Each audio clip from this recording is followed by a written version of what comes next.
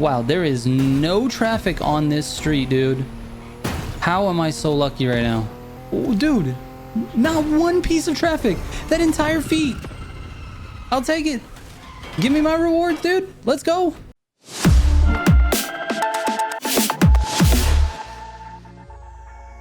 What is up, guys? Welcome back to another daily build video.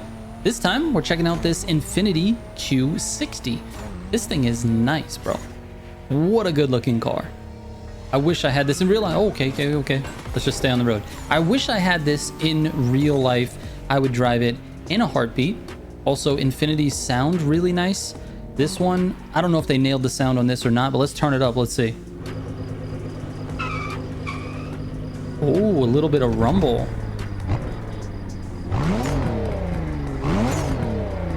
Okay. A little bit of turbo noise. All right, I like it. Anyways, let's talk about the performance a little bit. Let's stop geeking out over the looks and the sounds. It runs a very good time on Militia Spirit. It's 215, 232. That time competes with some of the vehicles in the top 10 for the class. Some of those vehicles can run like a 213. I have a 212. But for the most part, anywhere between 213 to 216, and you know the car is fairly competitive when it comes to acceleration from like the middle gears, 2, 3, 4, and going up. That acceleration is really good with this car, and actually the acceleration off the line is actually really good at this car. This is definitely an acceleration heavy car. The handling is just okay. It's got a 1.22 lateral G, which just really isn't good enough to compete with the top of the class. However, it feels pretty good on Militia Spirit. Now, I took it on Groundworks as well. That's my other test course, and it ran a 323,526. Now, Groundworks is a longer course, so I have to give you the disclaimer of, like, you know, driver error is obviously more apparent there than it is in Militia Spirit. However, if we combine those times and then we average it, it comes out to 249, which actually ranks this car just at the 20th position out of the Street 2 cars that I've tested. So it just barely makes it into the top 20. And honestly, that's kind of how it feels. It feels like it's good, but not the best at anything. It's a car that I feel like we might be able to use in this upcoming summit. Just depends on, you know, how well it compares to the other modern Street 2 cars. I kind of want to be able to use it. I feel like its acceleration is very, very good. The only issue, I think, is that because that's its strength, and another modern Street 2 car is the Porsche Taycan, which has really crazy acceleration. So on any courses where acceleration is going to determine a better time, I think more people would just gravitate towards the Taycan. So it has to kind of be a mixture of both. Now, as far as top speed goes, it actually does have good top speed. I think you can get it up to 240 in slip, and that's really good for the class. Like, that's up there with some of the best in the class. So I feel like, given the correct course, like some really tight hairpins followed by long straights, I think the car can actually be competitive. So we'll have to see what happens in our grand race. But anyway, let me show you the tune, then we'll get to the grand race. All right, starting with the brake balance, we're at 65%. For the spring front at +5, spring rear +10, compression front is +7, compression rear +10, and then the rebound front is -7, rebound rear -4. Anti-roll bar front is at +10, rear is at +7. For the camber, I've got it at -0.25 on both. All right, let's go for a grand race. All right, here we go. We're in the Agera R, the Camaro, and then the Infiniti. So we got super meta, and the Infiniti. I'm trying to set myself up for success here. Let's see what happens. Oh, it's raining, and we're in the Agera. This might be bad. I'm not the best at this car, I'll be honest. And this start is going to be a nightmare, I guarantee you. Work my way to the inside of this corner because I know people are not going to turn. Oh, I got lucky. The whole pack went that way. And then it went that way. Oh, we got lucky. Oh, a little bit of wall. No worries. We're all good. We're still good. We're still in it. That was an accident, kinda. Don't run into that guy. We're not in bad shape, dude. We're not in bad shape. Get back on the pavement. Get back on the pavement.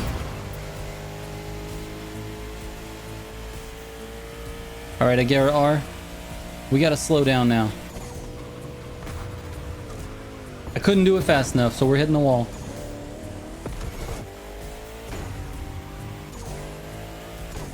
God, the oversteer with the Agera is just wild. It's all it wants to do is turn. It wants to turn and it wants to go fast, dude. That's it. I feel like I'm sweating like crazy just trying to keep this thing on the road. Oh, there it goes.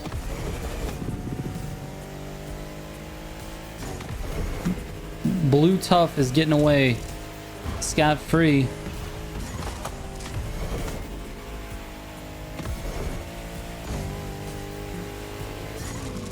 A little jump going into this corner. Hey, we hit the gutter though. That's what I'm talking about, dude. Hit the gutter on this one too. And we can pass this guy right here. Make our way to the second place maybe. We gotta track this guy down. Brake a little on this one. Not lose complete control of the car. I downshift a lot, which is just so not recommended for this Agera. Here we go. Back up to top speed. We have to brake there, guy.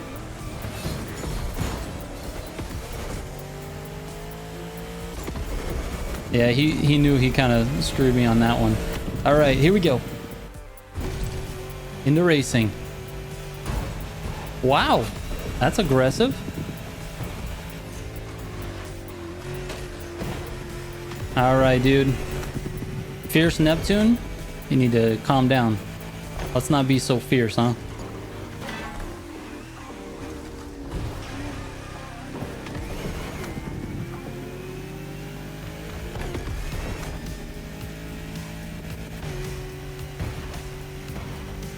All right, bud.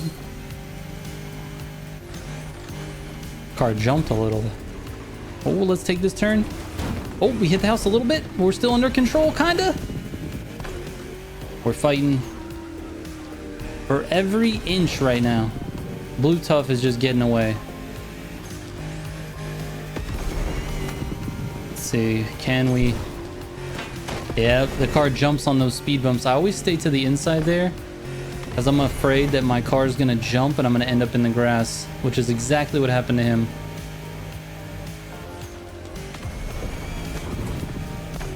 Now the question is, can we track down Blue Tough? Is the pace, now that we've sort of cleared traffic, is our pace going to be fast enough? I don't know.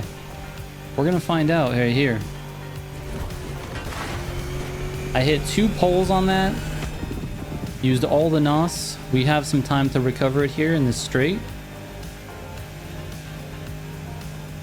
I don't know if that was smart. I probably should have held on to it. I'll do a little tap there. All right, we got this, dude. We got this. Come on, come on, come on, come on. Come on, Camaro. Probably should have cut that corner.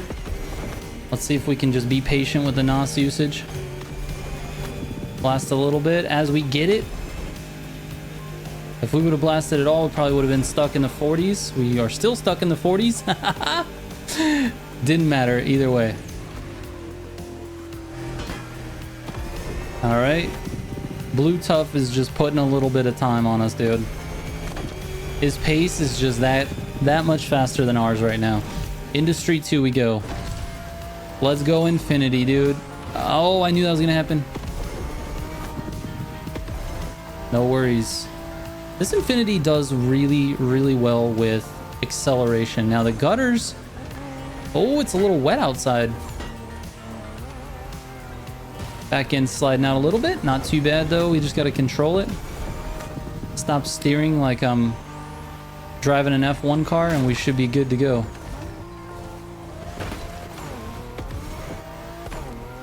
All right, let's see what we can do in these gutters.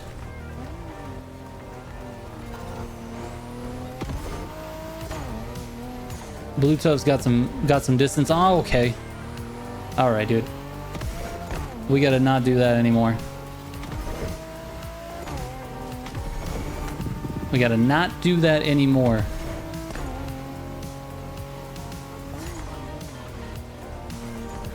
Come on, Infiniti, dude. Let's stay in the gutter, bro.